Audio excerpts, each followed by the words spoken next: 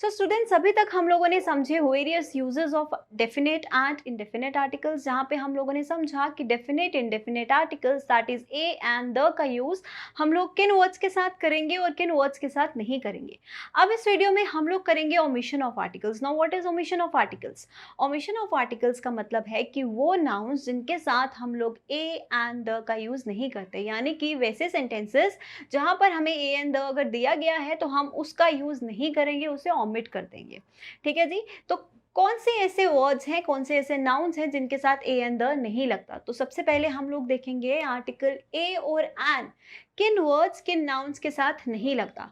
तो सबसे पहला बहुत इजी, ए और एन का मतलब तो हमें पता है क्या होता है, वन, एक ही सिंगुलर नाउन को रेफर करते हैं। तो प्लूरल नाउन्स के साथ तो ये ऑब्वियसली नहीं लगेंगे। मैं कभी भी बोलूंगी क्या एन एप्पल्स? कभी सुना है एन एप्पल्स? नहीं, एन एप्पल होता है, एप्पल्स नहीं। तो प्लूरल के साथ ये नहीं लग सकते। ठीक है, this is the first point. Second point है मटेरियल नाउन। अगर नाउन नहीं पढ़ा है तो मैं अभी तक बता दूं, मटेरियल नाउन वैसा नाउन होता है, कुछ ऐसी चीजें जो किसी और चीज को बनाने में काम आती हैं, किसी फर्दर थिंग की प्रोसेसिंग में काम आती हैं।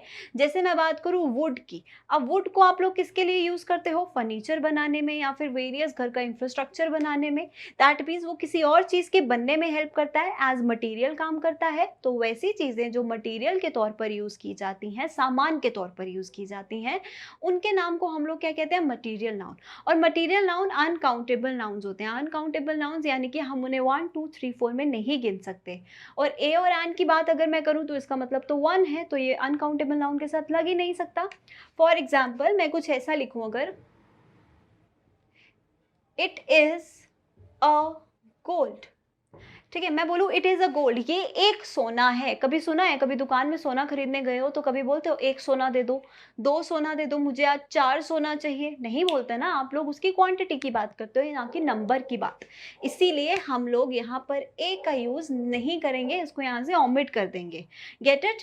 Third use, sports. स्पोर्ट्स, जब भी किसी स्पोर्ट्स का आप लोग नाम लेते हो उसके साथ कभी भी ए एन का यूज नहीं करते हो। जैसे कभी ऐसा सुना है, तुम कभी बोलते हो I am playing a cricket? कभी बोला I am playing a cricket? या फिर बोलते हो I am playing cricket? Obviously आप लोग बोलते हो I am playing cricket. A cricket नहीं बोलते ना, a tennis, a tennis, a football नहीं बोलते। तो इसीलिए हम इनके साथ ए एन का यूज नहीं करते हैं। अब आते हैं मील्स पे। मील्स क्या क्या है? लंच, डिनर, ये सब कुछ। तो इनके साथ भी आप लोग ए एन का यूज नहीं करते। आई एम गोइंग, अगर मैं लिखूं I am going for a dinner, तो क्या ऐसा बोलना सही होगा I am going for a dinner?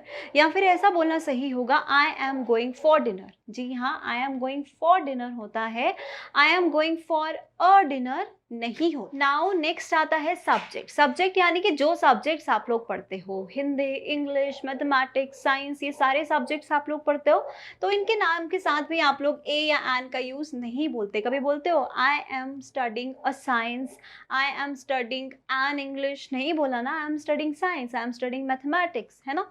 तो इसके साथ यूज नहीं किया जाता। लैंग्वेज, किसी भी लैंग्वेज का नाम ले लो, हिंदी, इंग्लिश, मराठी, कोई भी लैंग्वेज हो, हम लोग उसके साथ ए और एन यूज नहीं करते। अगर मैं बोलूं ही स्पीक्स अ फ्रेंच, वो फ्रेंच में बात करता है, ही स्पीक्स अ फ्रेंच या फिर ही स्पीक्स फ्रेंच। अब फ्रेंच तो एक लैंग्वेज है, इसके साथ हम लोग ए का यूज नहीं करते। तो क्या बोला जाएगा? He speaks French, he speaks a French नहीं होगा। या फिर मैं ऐसा बोल दूं ही स्पीक्स एन इंग्लिश, वो इंग्लिश में बात करता है, तो इसके साथ भी हम लोग एन का यूज नहीं करेंगे। ठीक है, नेक्स्ट पे आते हैं। For more than one noun or adjective for a single subject. ठीक है जी, अब इसको ना हम लोग एग्जाम्पल के साथ समझते हैं। देखो, मैं कुछ ऐसा लिखूं, अ dancer and a singer is present here with अस। अब इस सेंटेंस का मतलब क्या हुआ कि एक डांसर और एक सिंगर हमारे साथ यहाँ पर मौजूद है, हमारे साथ यहाँ पर प्रेजेंट है। अब जब मैं बोलती हूँ ना अ डांसर एंड अ सिंगर, अब एडजेक्टिव का नहीं, आर्टिकल्स का क्या मतलब होता है? किसी भी एक नाउन को स्पेसिफाई करना। नाउन के बारे में ही बताते हैं।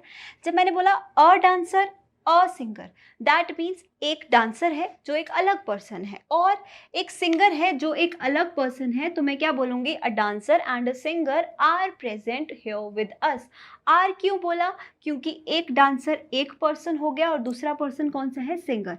क्यों, क्योंकि दोनों के साथ ही मैंने अलग अलग से आर्टिकल्स लगाए हैं। लेकिन अगर इसी सेंटेंस को मैं कुछ ऐसा लिख दूँ, ध्यान से देखिएगा, इसी सेंटेंस को मैं कुछ ऐसा लिख दूं, अ dancer and singer is present here. अब यहाँ पर बोला है अ डांसर एंड सिंगर, यानी कि सिर्फ फर्स्ट वाले के साथ आर्टिकल लगाया गया है। तो इसका क्या मतलब हुआ, एक पर्सन है जो डांसर है और जो सिंगर भी है, एक ही पर्सन है। जब सिर्फ फर्स्ट वाले के साथ आर्टिकल हो और दो क्वालिटीज़ या दो नाउन्स डिफाइन किए गए हों, तो वहाँ पर सिर्फ एक ही नाउन की बात की जाती है। लेकिन जब अलग अलग से लगाया गया है तो वहाँ पर एक से ज़्यादा, वो अलग अलग पर्सनैलिटीज़ हैं। वही इस पॉइंट का मतलब है, when more than one noun or adjective is used for a singular subject.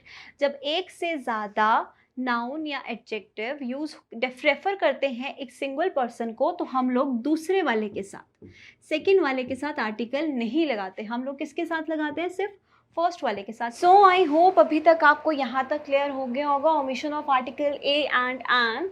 अब हम लोग समझेंगे omission of other article, that is the. Definite article को हम लोग किस तरह के नाउन्स के साथ यूज़ नहीं करते हैं।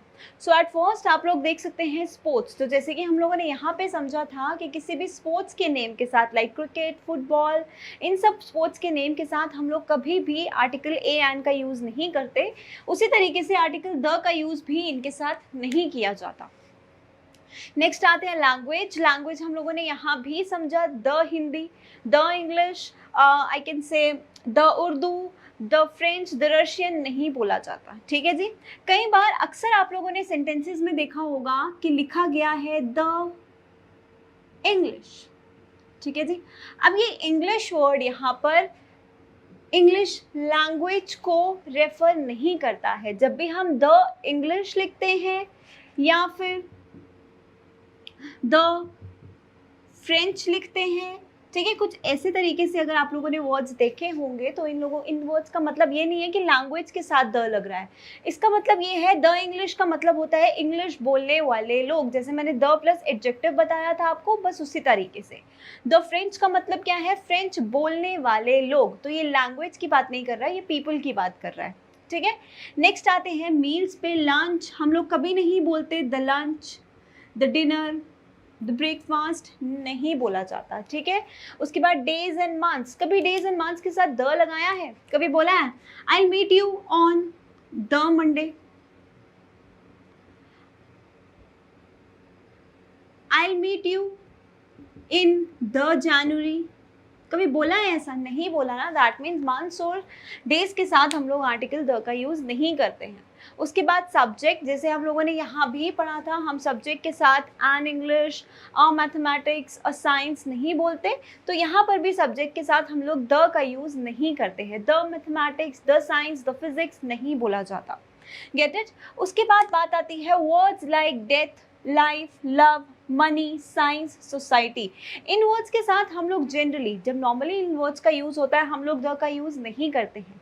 लेकिन एक एक्सेप्शन है, यहाँ पर एक एक्सेप्शन है। इन वर्ड्स के साथ हम अक्सर सेंटेंस में द का यूज़ करते हैं। और कब करते हैं, एग्जाम्पल से समझते हैं। अब मैं कुछ ऐसा लिखूँ, the love is as important as the air we breathe.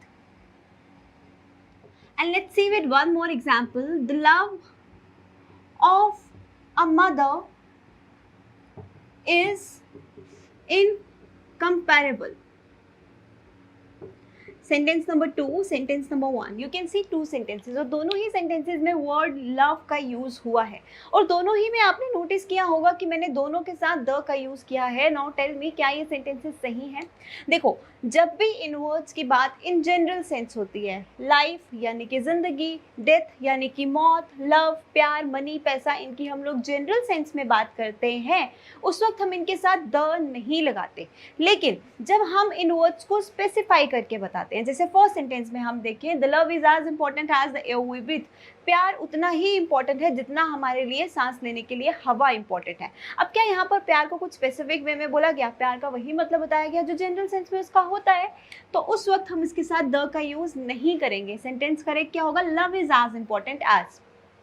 ठीक है, अब सेकेंड सेंटेंस में देखो, अगेन लव की बात की गई है, लेकिन यहाँ पर लव स्पेसिफिकली यूज किया गया है। कैसे? क्योंकि यहाँ पर सिर्फ उसी लव की बात हुई है जो एक मदर का लव होता है। ठीक है, आमतौर पर जनरल तौर पर लव की बात नहीं की गई है। किस प्यार की बात की गई है? जो एक माँ का प्यार है, राइट?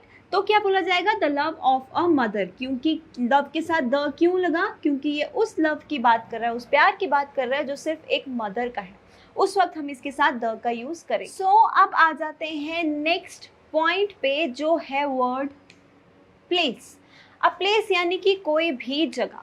अब देखिए, कोई भी जगह हो, जैसे आपका घर, टेम्पल, मार्केट, स्कूल, कोई भी जगह हो, उसके साथ हम लोग जनरल तौर पर द नहीं लगाते। जनरल तौर पर एज एन कि जब भी किसी प्लेस का प्राइमरी पर्पस एक्सप्लेन किया गया है। प्राइमरी पर्पस से मेरे कहने का मतलब है कि जब भी किसी प्लेस की बात उस तरीके से की गई है कि जिसके लिए वो प्लेस है, जैसे मंदिर की बात करूं, टेम्पल की, किस लिए है? वर्शिप के लिए। तो जब बोला गया है टेम्पल जाना है वर्शिप के लिए, उस वक्त हम उसके साथ आर्टिकल द नहीं लगाते। लेकिन जब मैं ऐसा बोलूं कि मुझे किसी पर्टिकुलर जगह, लेट्स से मार्केट जाना है तुमसे मिलने, अब क्या मार्केट तुमसे मिलने की जगह है? नहीं, मार्केट तो शॉप करने की जगह है। तो मार्केट का प्राइमरी पर्पस क्या है? शॉपिंग करना। तो जब मैं मार्केट शॉपिंग करने के लिए जाती हूँ, उस वक्त मैं उसके साथ द नहीं लगाऊंगी। वो हो गया उस प्लेस का प्राइमरी पर्पस। लेकिन अगर मैं बोलूँ मैं मार्केट तुमसे मिलने जा रही हूँ, तो क्या मार्केट तुमसे मिलने की जगह है? नहीं है ना। तो उस वक्त मैं उस प्लेस के साथ आर्टिकल द का यूज करूंगी। एग्जाम्पल्स देखते हैं। चलो, मैं कुछ ऐसा लिखूं, I am going to market for shopping. This is sentence number 1. Sentence number 2, I am going to the market to meet Ravi. ठीक है जी। अब दोनों सेंटेंसेस में डिफरेंस देखिए। फर्स्ट सेंटेंसेस में मार्केट जा रहे हो, क्यों जा रहे हो? शॉपिंग करने के लिए। मार्केट हो गया एक प्लेस, और उस प्लेस का प्राइमरी पर्पस क्या है? मार्केट में शॉपिंग करने के लिए जाते हैं, तो उस वक्त हम उसके साथ द का यूज नहीं करेंगे। सेकेंड सेंटेंस में देखिए, अगेन मार्केट जा रहे हो किसी को मिलने के लिए, लेकिन मार्केट किसी से मिलने की जगह तो नहीं है। उस वक्त क्या मार्केट का प्राइमरी पर्पस एक्सप्लेन हुआ है? नहीं हुआ है। तो उस वक्त आप उसके साथ द का यूज करोगे।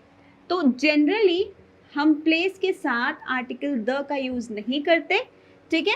लेकिन जब उसका प्राइमरी पर्पस एक सेंटेंस में नहीं बताया गया, उस वक्त हम उसके साथ आर्टिकल द का यूज कर सकते हैं। Get it? Now the next one, directions as adjectives. हम लोगों ने जब इन डेफिनेट आर्टिकल द के यूजेस किए थे, मैंने आपको बताया था डायरेक्शंस एंड सब डायरेक्शंस के साथ हम लोग किसका यूज करते हैं? द का। The south, the east, the north, the west, the south west, east west, ऐसा बोला जाता है सबके साथ द। अब directions as adjectives. Directions as adjectives का मतलब क्या है? जब भी हम डायरेक्शंस को कुछ ऐसा लिखते हैं, साउदर्न, नॉर्दर्न, ईस्टर्न, वेस्टर्न, कुछ इस तरीके से, ये हैं डायरेक्शंस एज एडजेक्टिव्स। तो उस वक्त इनके साथ आर्टिकल द का यूज नहीं किया जाता। अदरवाइज इनको हम east west, north south, north east, north west ऐसा बोले तो उस वक्त आर्टिकल द का यूज होता है। Let's take an example. J&K is in the northern India. Now tell me, क्या ये सेंटेंस सही है? इसी सेंटेंस को मैं ऐसे लिख दूं, J&K is in the north India. अब दोनों सेंटेंसेस में मुझे बताइए क्या दोनों सेंटेंसेस सही हैं। फर्स्ट में लिखा है the northern India and second में लिखा है द नॉर्थ इंडिया। अब नॉर्दर्न इंडिया क्या हुआ, ये नॉर्दर्न क्या है, एडजेक्टिव की तरह बिहेव कर रहा है जो किसको स्पेसिफाई कर रहा है, इंडिया को। इस वक्त हम इसके साथ आर्टिकल द का यूज नहीं करेंगे, नॉर्दर्न साउदर्न ईस्टर्न वेस्टर्न के साथ नहीं होता, लेकिन नॉर्थ साउथ ईस्ट वेस्ट अगर लिखा है तो उसके साथ यूज किया जाता है। ये हमने डेफिनेट आर्टिकल में भी पढ़ चुके हैं। तो यही है डायरेक्शंस एज एडजेक्टिव्स। ठीक है गाइस, तो ये जितने भी पॉइंट्स द के लिए या ए एन के लिए मैंने आप लोगों को बताया ये सभी इंपॉर्टेंट है। इनके साथ कभी भी आर्टिकल ए या एन आप लोगों को लगा दिखे तो आप लोगों को ओमिट करना है और कुछ नहीं करना है। ठीक है, सो इसी के साथ खत्म होता है आर्टिकल्स का टॉपिक। So good luck.